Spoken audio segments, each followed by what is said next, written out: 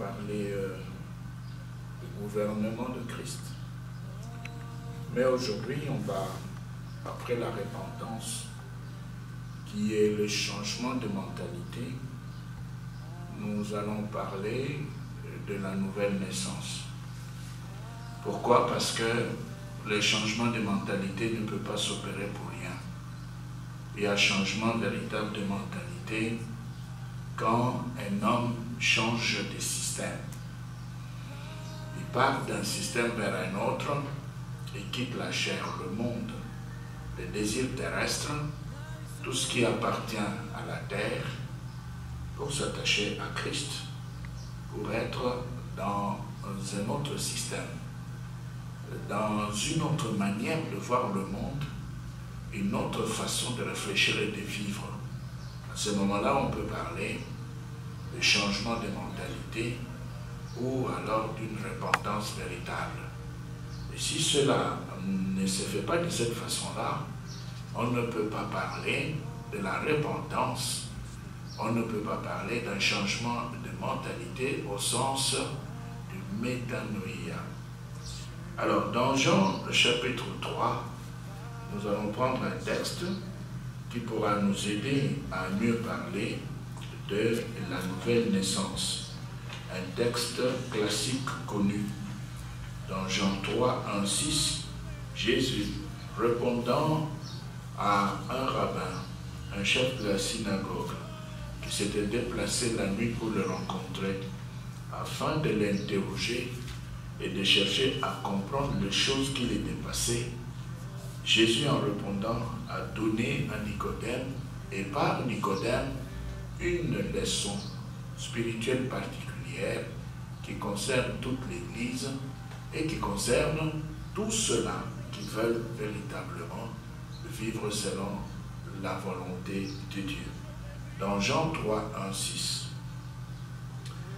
Il y avait un homme appelé Nicodème qui était du parti des pharisiens et qui était l'un des chefs des Juifs. Voilà, un des chefs des Juifs, c'est-à-dire un rabbin. Il vint une nuit trouver Jésus et lui dit, « Maître, nous savons que Dieu t'a envoyé pour nous apporter un enseignement. » Il reconnaît le fait que Jésus était venu et que Jésus avait un enseignement et qu'il était en train de donner un enseignement qui n'avait rien à voir avec tout ce qui s'est donné ou s'était donné avant son arrivée. Car personne ne peut faire des signes miraculeux comme tu en fais si Dieu n'est pas avec lui. Oui, il reconnaît le fait que Jésus avait enseigné et puis après, Jésus avait produit des miracles. C'est Nicodème, l'un des chefs des Juifs, qui reconnaît cela. Verset 3. Jésus lui répondit, « Oui, je te le déclare, c'est la vérité. Personne ne peut voir le royaume de Dieu s'il ne naît pas de nouveau. » Voilà maintenant ce qui nous intéresse. Pour voir le royaume de Dieu, pour se retrouver dans la gouvernance de Christ, il faut naître de nouveau. Et ça, ce sont les paroles données par le roi lui-même, le chef de ce gouvernement. Il dit, pour entrer dans son gouvernement, pour être dans son royaume, pour être avec lui, il faut absolument, absolument naître de nouveau, ou si vous voulez connaître la nouvelle naissance. Verset 4. Nicodème lui demanda, comment un homme déjà âgé peut-il naître de nouveau? Il ne peut pourtant pas retourner dans le ventre de sa mère et naître une seconde fois. Eh bien, ce rabbin pose la question d'une manière naturelle. Pourquoi? Parce qu'il était rattaché à la nature, selon la Torah d'Israël, aux symboles, aux paraboles, et tout ce qui se faisait, pouvait se dire dans la Torah d'Israël, était rattaché à la réalité. Alors, au verset 5, Jésus répond. Jésus répondit, « Oui, je te le déclare, c'est la vérité. Personne ne peut entrer dans le royaume de Dieu s'il n'est né pas d'eau et d'esprit. » Donc Jésus va renforcer sa réponse pour faire voir à Nicodème qu'il est dans l'obligation de pouvoir rechercher la nouvelle naissance s'il veut se retrouver dans le royaume de Dieu, s'il veut se retrouver dans la gouvernance de Christ, dans le système de Christ. Il devait donc naître de nouveau, naître d'eau et d'esprit. Alors, au verset 6, Jésus dit, « Ce qui naît de parents humains est humain. Ce qui naît de l'Esprit de Dieu est d'esprit. » Voilà. Jésus tranche. Il veut faire voir que dans l'homme, sans Dieu, c'est l'humain, c'est la chair, c'est la terre. Ce n'est pas Dieu, ce n'est pas l'Esprit.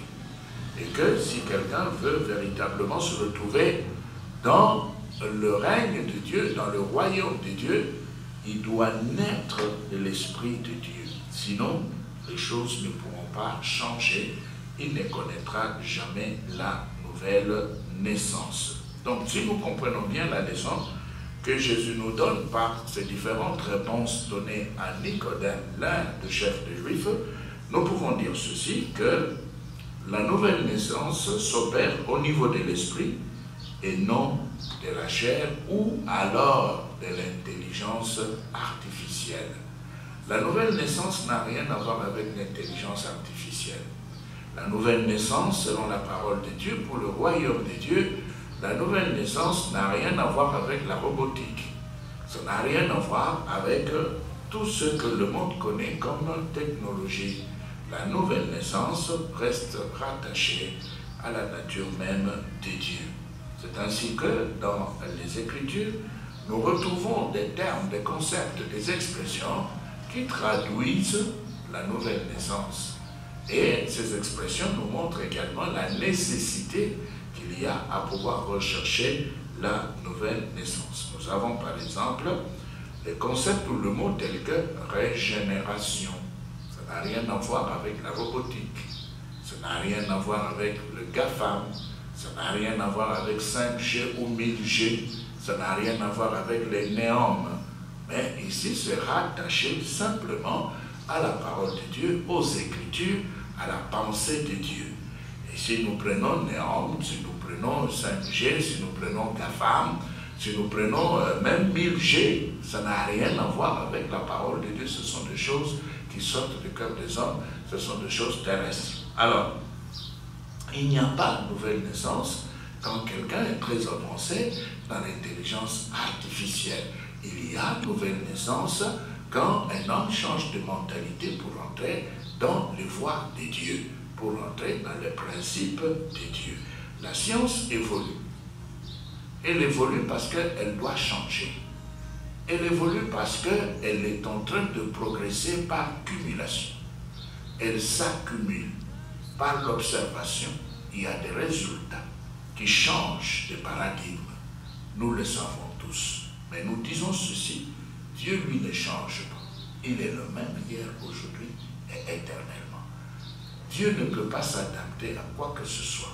Le monde s'adapte à Dieu. Le monde doit s'adapter à la parole de Dieu. Le monde doit suivre la parole de Dieu. La science doit suivre la parole de Dieu. Et ce n'est pas l'inverse. C'est la science qui finit toujours par donner raison à Dieu. Hier, c'était 2G, 3G, 4G. Aujourd'hui, 5G. Demain, 1000. Pourquoi? Parce que ça évolue, ça bouge. On n'est toujours pas sûr de ce qu'on est en train de faire. Alors, nous avons, après la régénération, nous avons la transformation, un autre concept que nous trouvons dans les Écritures, un autre concept qui nous aide justement à parler de la nouvelle naissance. Il y a aussi le renouvellement de l'intelligence et même, comme se dit là, la vie éternelle.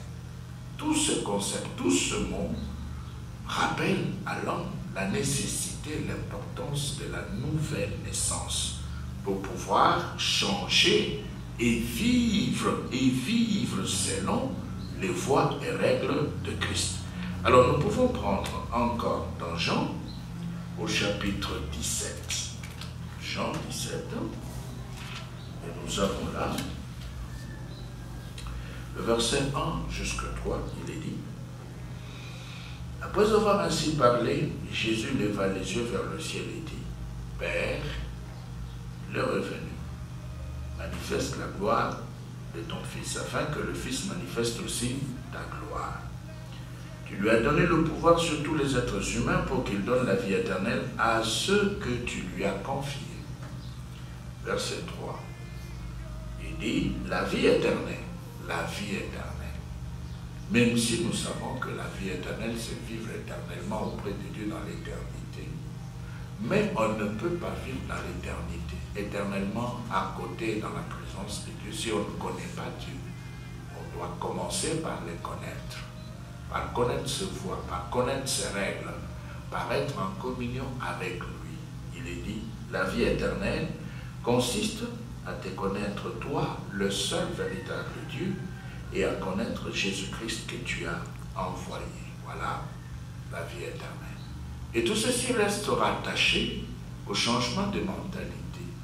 C'est rattaché au fait de pouvoir changer de système, se retrouver dans le système de Christ et vivre dans les voies et règles de Christ et rester là-dedans. C'est cela la nouvelle naissance. C'est cela la vie éternelle. Et c'est ce qu'il nous faut. Il nous faut véritablement ce changement, non seulement de mentalité, nous nous répétons, mais aussi un changement des systèmes pour vivre avec Dieu et rester avec lui. Dans Hébreux au chapitre 8, nous avons là aussi une autre pensée qui va nous aider à pouvoir parler de la nouvelle naissance. Hébreux 8, nous prenons le verset 13. En parlant d'une alliance nouvelle, Dieu a rendu ancienne la première. Or, ce qui devient ancien et qui vieillit est près de disparaître. Donc, il faut changer. Il faut changer, il faut passer d'une alliance à une autre en soi-même et dans sa propre vie pour que les choses puissent prendre une autre forme dans la vie de l'homme. À ce moment-là, on peut véritablement parler de la nouvelle naissance, malgré tout ce qu'on peut avoir en soi comme bagage culturel, intellectuel, scientifique, bagage terrestre. Et si on reste dans le voie de Dieu, si on ne vit pas selon le voie et règles de Dieu, il n'y a pas de nouvelle naissance. C'est-à-dire que là, on a bourré sa tête de notions terrestres, de notions scientifiques, de ce qui évolue. Ceux qui avaient étudié il y a 10 ans sont dans l'obligation de pouvoir se recycler aujourd'hui. Ils doivent se recycler. Parce que s'ils ne se recyclent pas, ils seront dépassés. Ils ne pourront plus jamais se retrouver. Surtout dans la nouvelle cité que l'on veut créer. Ultra interconnectée. Ultra interconnectée. Une communication élevée qui pourra tenir. Si on n'a pas été sur la terre formée, on sera tout simplement dans les poignets des analphabètes.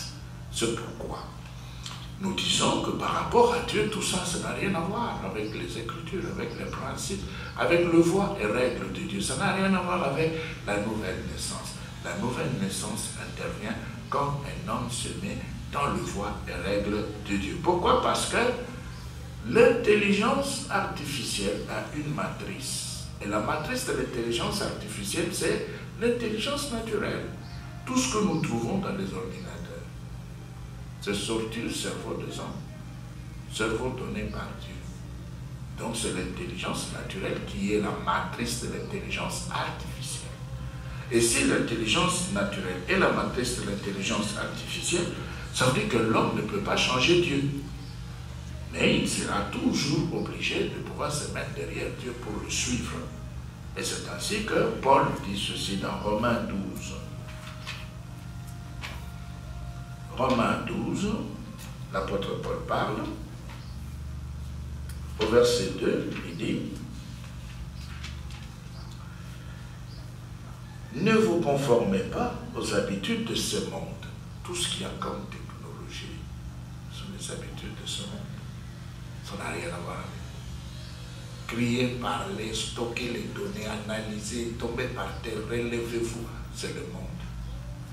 Ne vous conformez pas aux habitudes de ce monde, mais laissez Dieu vous transformer et vous donner une intelligence nouvelle, pas artificielle, nouvelle. Et l'intelligence nouvelle que Dieu donne, c'est une intelligence qui s'appuie sur ses voies et sur ses règles. Ce n'est pas une intelligence technologique, ce n'est pas une intelligence robotique. Ça n'a rien à voir avec Dieu, ça. Ce n'est pas ce que vous appelez GAFAM. Non. Google, Amazon, Facebook, ce que vous appelez Microsoft. Ça n'a rien à voir, tout ça. C'est la terre. Nous parlons de la nouvelle naissance. Nous parlons du fait de rester dans les voies et règles de Dieu. Parce que nous nous répétons, l'intelligence artificielle provient de l'intelligence naturelle. C'est le cerveau humain qui a conçu et qui a travaillé pour que nous puissions aujourd'hui avoir tout ce que le monde connaît comme technologie. C'est sorti du cœur de l'homme. Et les réflexions continuent, les recherches continuent, même si on doit mobiliser 425 milliards pour la cité future. C'est la terre, c'est le cerveau de l'homme qui travaille. Et comme c'est la matrice, donc c'est Dieu qui est toujours en premier et c'est Dieu qui occupe toujours la première place. Et la science, avec ses adeptes, la science se retrouvera toujours derrière Dieu. Ses adeptes seront toujours derrière Dieu. Parce que l'intelligence de l'homme n'est pas transformée, nous l'avions dit, nous nous répétons, par autre chose, sinon l'intégration dans les voies et principes de Dieu. Les Écritures qui n'ont jamais changé. Il y a des millénaires, la Bible est toujours là. Et nous le savons tous que c'est le livre le plus vendu sur la face de la terre. La parole de Dieu. Elle a toujours été vendue. Elle est là. Elle est là. Elle peut se retrouver dans plusieurs mains, sous plusieurs langues, dans plusieurs langues, mais elle est toujours là avec la parole de Dieu, avec les voies de Dieu, avec les principes de Dieu. Donc il faudra ici se déterminer de pouvoir changer les systèmes, entrer dans les voies de Dieu et vivre selon les voies, les règles, les principes de Dieu pour pouvoir prétendre à la nouvelle naissance. Mais pas seulement parler de Dieu ou de la nouvelle naissance, mais vivre comme quelqu'un qui a changé complètement et qui n'a rien à voir avec ce monde. C'est pourquoi nous avons aussi besoin des savants chrétiens, des savants religieux, des gens qui ont réussi à mettre les deux ensemble. C'est-à-dire, ils ont la richesse scientifique de ce monde, mais à côté de cette richesse scientifique, ils ont aussi la parole de Dieu et ils vivent selon Dieu. Et nous avons besoin de ces gens pour qu'ils puissent nous parler. Nous ne voulons pas ici parler des religions.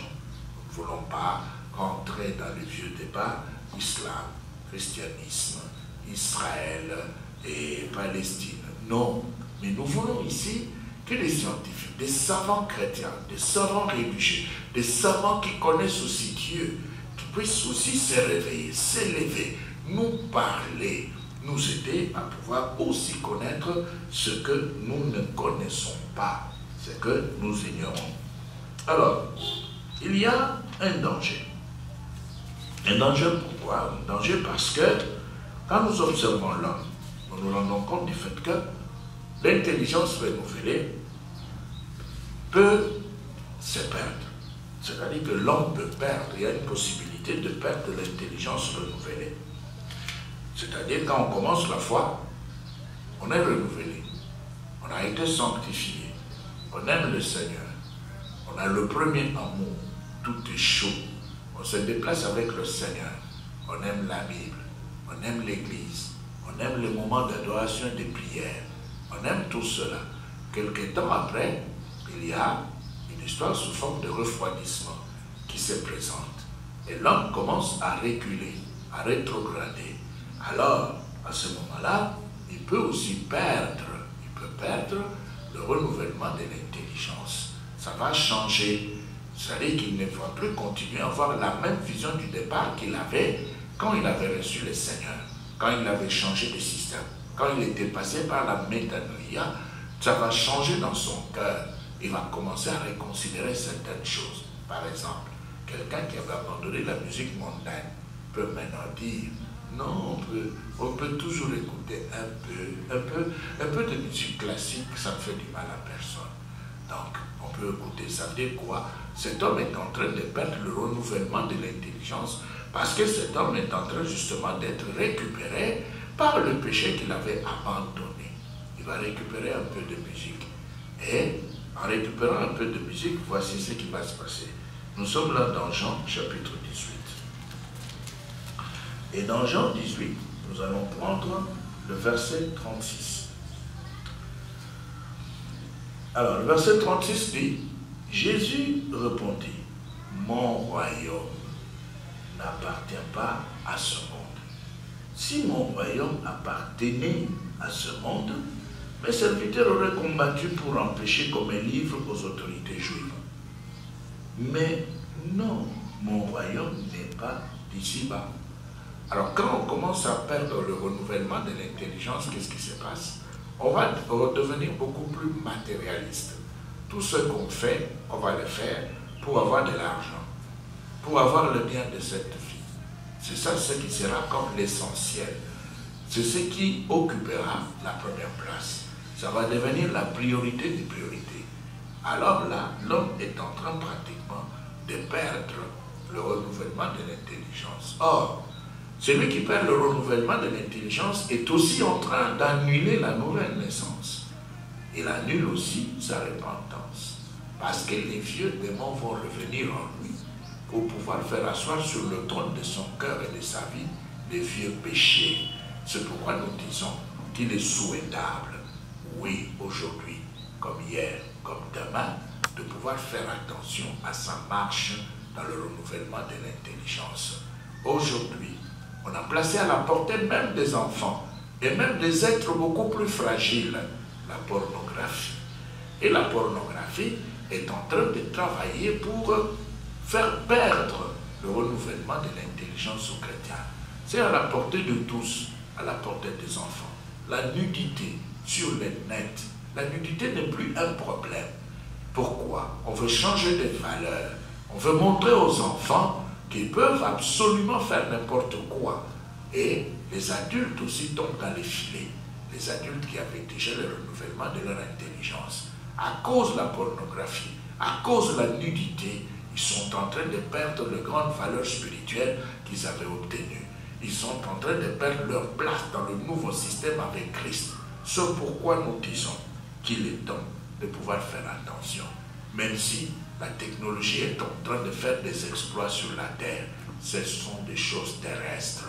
Il faut tout faire pour préserver les valeurs bibliques, les valeurs des Écritures, ce qu'on a obtenu dans la parole de Dieu, dans les voies et règles de Christ. Que Dieu vous bénisse.